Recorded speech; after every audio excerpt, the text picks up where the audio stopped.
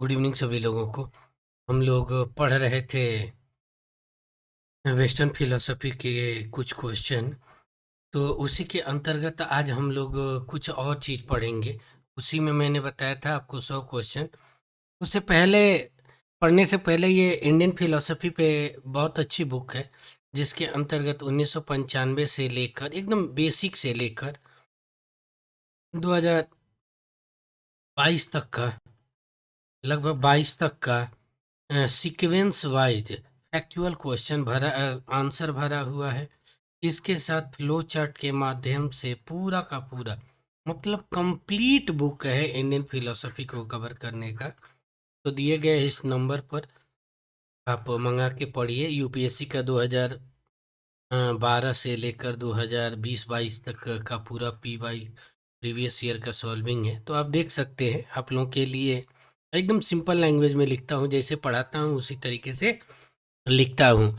Next question है, आप लोगों से एक ही रिक्वेस्ट है, कल बहुत अच्छे तरीके से आपने कमेंट किया, प्लीज़ इसी तरीके से कमेंट कीजिए ज़्यादा से ज़्यादा, और लाइक और शेयर कीजिए। इससे मुझे पता चलता है कि बच्चे इंटरेस्टेड है, पढ़ना चाहते हैं। और नहीं करते हैं तो लगता है कि कोई इंटरेस्ट नहीं है, छोड़ो काहे को मेहनत करते हो। ये कह रहा है कि किसके अनुसार मन और उसके विचार का अस्तित्व है। नंबर क्वेश्चन 31 का क्या है कि किसके अनुसार, यानी ह्यूम के अनुसार, लाइबनिज के अनुसार, स्पिनोजा यानी बर्कले के अनुसार, किसके अनुसार मन, केवल मन और उसके विचार ही अस्तित्व में है, यानी मन और उसके विचार ही अस्तित्व में है। तो ये किसका है? बर्कले भैया का। बर्कले, तो यानी करेक्ट आंसर क्या हो जाएगा? डी हो जाएगा। थोड़ा ज़्यादा तेज से और ज़्यादा क्वेश्चन करवाता हूँ। 32 है कि किसके अनुसार ईश्वर एक निरपेक्ष पदार्थ है? कांट, डेकार्ट, प्लेटो, इनमें से कोई नहीं। इसका आंसर भी दे दिया है यहाँ पर। डेकार्त के अनुसार ये चीज़ें हैं, कुछ का वो नहीं हो पाया है। ठीक है, नैतिकता का कार्य क्या है? नैतिकता का कार्य, ध्यान से देखिएगा कि नैतिकता का कार्य है, ये किसका ये स्टेटमेंट मतलब है?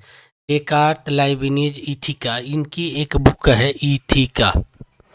इथिका किसकी बुक है? यानी इथिका किसका कार्य है? इथिका किसकी बुक है? यानी बुक से रिलेटेड बहुत से, देखिए वेस्टर्न फिलोसफी से दो सेगमेंट बहुत फेमस है, पहला बुक्स और दूसरा स्टेटमेंट। ठीक है, तो हम बुक्स के बारे में, इथिका किसकी बुक है? तो वह स्पिनोजा भाई की फेमस बुक है, आप सभी लोग जानते होंगे। सी आंसर हो गया। नेक्स्ट क्या है?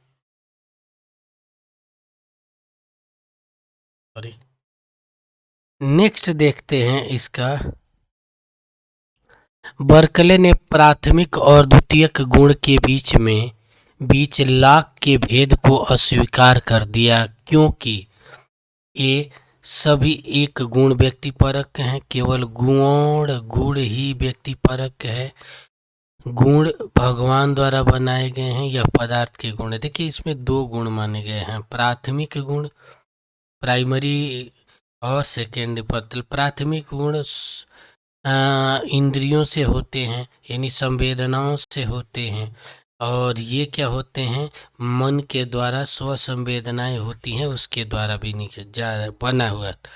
गौण गुण प्राथमिक गुण पर निर्भर करते हैं। ठीक है, तो इस आधार पर यदि आप देखते हैं 34 का जो आंसर है, 34 का जो आंसर है वह ये है कि सभी गुण व्यक्तिपरक होते हैं। ये इसका क्या हो जाएगा? Correct answer. डेकार्त के लिए आत्मा का विचार है, कारण से संबंधित नहीं है, कारण के समान तर्क का खंडन करता है, तर्क का खंडन नहीं करता है। ध्यान से देखिएगा, इसी में इसका पूरा आंसर है, कारण से संबंधित या कारण के समान। देखो आत्मा क्या है? आत्मा, आत्मा को समझने आए, यानी निरपेक्ष प्रत्यय, निरपेक्ष ईश्वर के को ये निरपेक्ष के रूप में समझते हैं। तो ये आत्मा को किसी कारण का वस्तु नहीं समझते हैं। तो ये क्या हो जाएगा? इसका करेक्ट आंसर हो जाएगा। आंसर आप कमेंट जरूर किया करिए, उससे पता चलता है कि मेरे बच्चे पढ़ रहे हैं। या उनको समझ में आ रहा है? कमेंट नहीं करेंगे तो फिर मन नहीं लगेगा। ठीक है, अब ये पूछ रहा है कांट के अनुसार ईश्वर में विश्वास है, इनका सेम फेमस है ड्यूटी फॉर ड्यूटी, ये इथिक्स का बेस है। इनका एक सिद्धांत है जिसे समीक्षावाद कहते हैं। ठीक है, तो ये पूछ रहा है कि नैतिकता के लिए आश्रमिक नैतिकता से पूरी तरह अप्रासंगिक नैतिकता पर निर्भर नैतिकता की पूर्ण अवधारणाएं। ध्यान से देखिए, इसी में इसका आंसर है, इसी में इसका आंसर है।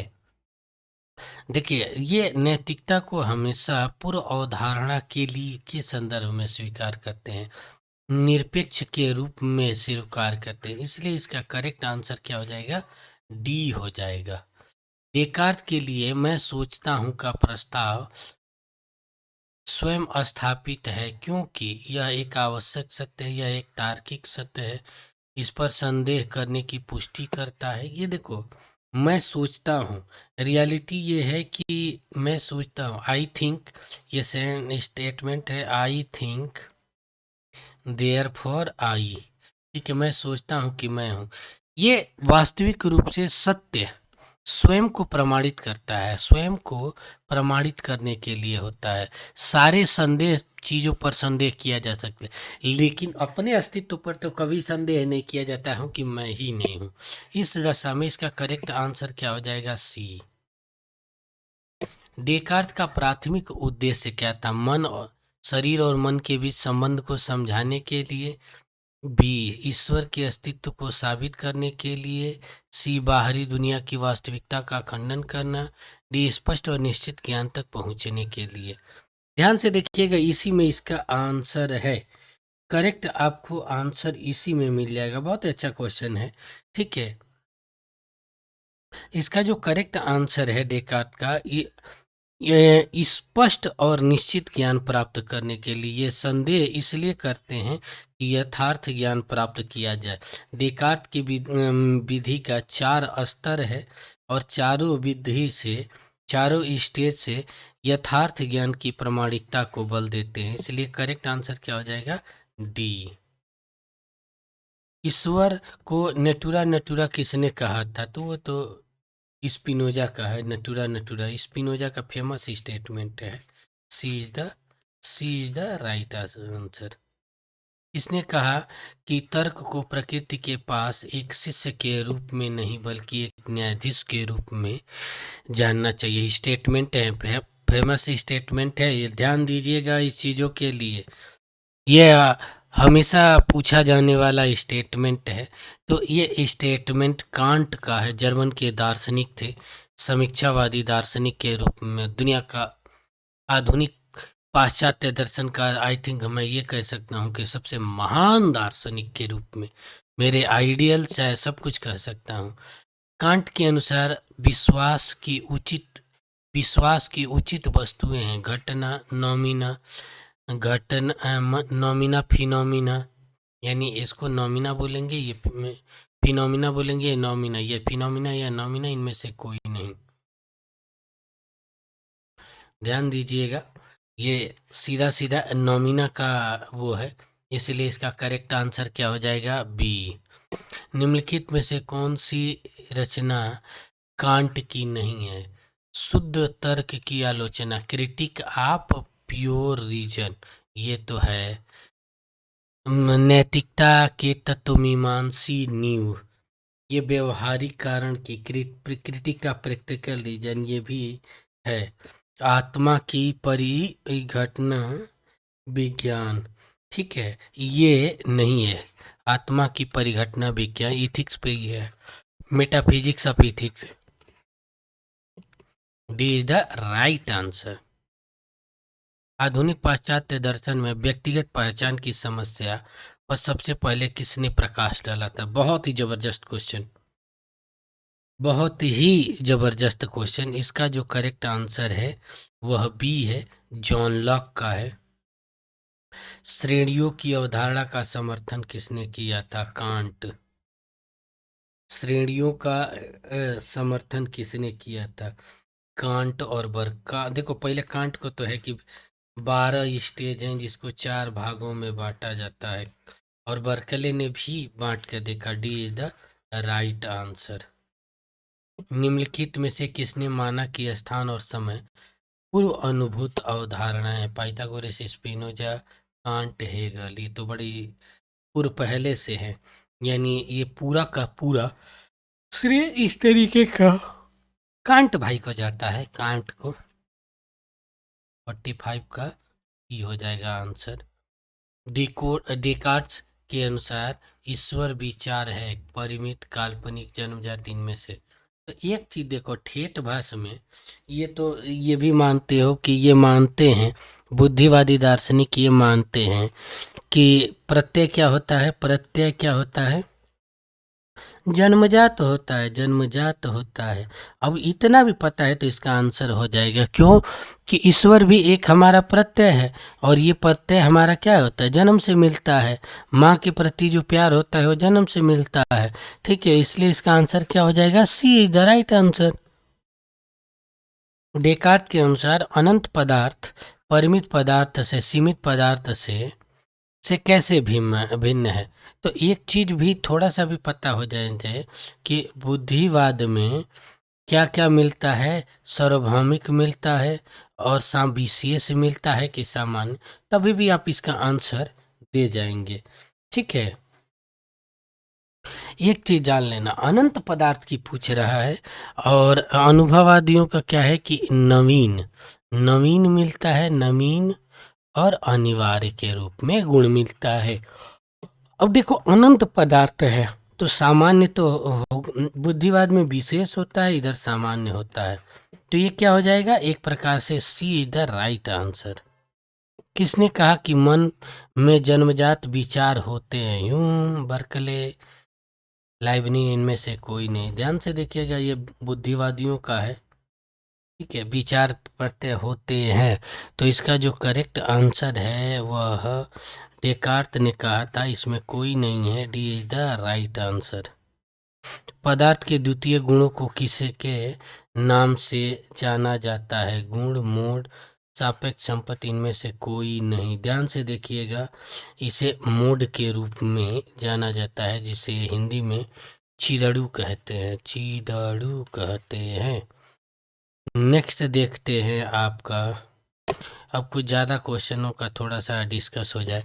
स्पिनोजा की दावा है कि जो चीज़ दुनिया को बनाती है वे ईश्वर से संबंधित है, क्योंकि वे अवधारणाएं गुणों से संबंधित है। संबंधित गुणवत्ता, प्रमेय, ज्यामिति, इनमें से कोई नहीं ईश्वर से संबंधित है। ठीक है, D is the right answer. नहीं नहीं नहीं, ये मैं गलत कर दिया था। ज्योमेट्रिकल फिगर के, यानी सी इज द राइट आंसर। हम थोड़ा गड़बड़ा गए हो, तो इसीलिए कह रहे हैं कि शब्दों को न, ट्रिक चौथा यही है कि जल्दी में हड़बड़ाहट अपनी हटाइए और ज़्यादा से ज़्यादा प्रैक्टिस कीजिए। हमारे अंदर भी देखिए, जल्दी करने के चक्कर में गलती कर दिए ना। नेटुरा नेटुरा शब्द किसने कहा? स्पिनोजा भाई।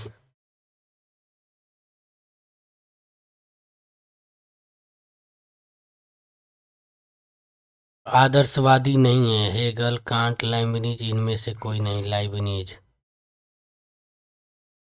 पूर्व स्थापित सामंजस्य का सिद्धांत किसने माना? लाइबनिज। बी, ये मैं पढ़ा चुका हूँ। बर्कले अनुभववादी हैं। बी, ठीक है। निम्नलिखित में से कौन सा अनुभववादी नहीं है? लाइबनिज। ठीक है, ठीक है। टेबुला रॉस के से तात्पर्य है? टेबुला मतलब खाली प्लेट के रूप में। ठीक है, टेबुला रॉस यहाँ पर खाली प्लेट प्लेट के रूप में ये हुआ है कि जन्म के समय हमारा जो माइंड होता है, मन होता है, खाली कोरे कागज के जैसे होता है। अनुभव से सारी चीजें इस पर अंकित होती है। नेक्स्ट क्वेश्चन है, लॉक के अनुसार निम्नलिखित में से कौन सा द्वितीयक गुण है? ठीक है, प्राइमरी गुण वो होते हैं जो डायरेक्ट इंद्रियों से आते हैं। बाकी द्वितीय गुण वो होते हैं जो उसकी विशेषताओं से जाने जाते हैं। तो जैसे मान लीजिए कि पेन क्या है? प्राइमरी गुण है। पेन ब्लैक है, ब्लू है, रेड है, ये क्या है? उसका सेकेंडरी गुण, यानी उसके कलर से डिजाइन होता है। B is the right answer. Kant के तर्क संगत मनोविज्ञान का विषय है। दुनिया का विचार भगवान का स्वयं की एकता का। ये कांट का किससे है? इनमें से किसी से नहीं। D is the right answer. निम्नलिखित में से कौन सा अनुभववादी दार्शनिक नहीं है? लाइबनिज अनुभववादी दार्शनिक नहीं है, यानी ये कह सकते हैं कि अनुभववादी दार्शनिक, देख रहे हैं गड़बड़ पड़ा ना, अनुभव ह्यूम। इसीलिए कह रहे हैं कि हमेशा ओवर कॉन्फिडेंस को अपना कम कीजिए और बी केयरफुल होकर क्वेश्चन को पढ़िए, गलती नहीं होगी। इसलिए सी इज द राइट आंसर। बाकी के कल क्वेश्चन को हम लोग कल डिस्कस करेंगे। प्लीज़ आप लोगों से रिक्वेस्ट है कि कमेंट जरूर करें, ठीक है? कमेंट करें और दूसरों तक, कुछ ना हो तो दूसरों तक शेयर करके मदद कीजिए। हम सबके मदद के, मैं गूगल मीट के थ्रू पढ़ाता था आप लोगों को। उससे होता था कि एक बात के बाद दोबारा नहीं देख सकते हैं, इसलिए ये पेड सॉफ्टवेयर लेके भी आप लोगों को फ्री में पढ़ा रहा हूँ कि जिससे एक के बदले 4 से 5 बार आप देखकर प्रैक्टिस करें और अपने पूरा का पूरा कंसेप्ट को क्लियर करें और सारे डायमेंशन से सॉल्व करें। जो गलतियाँ बारीकी से की जाती है वो न करें।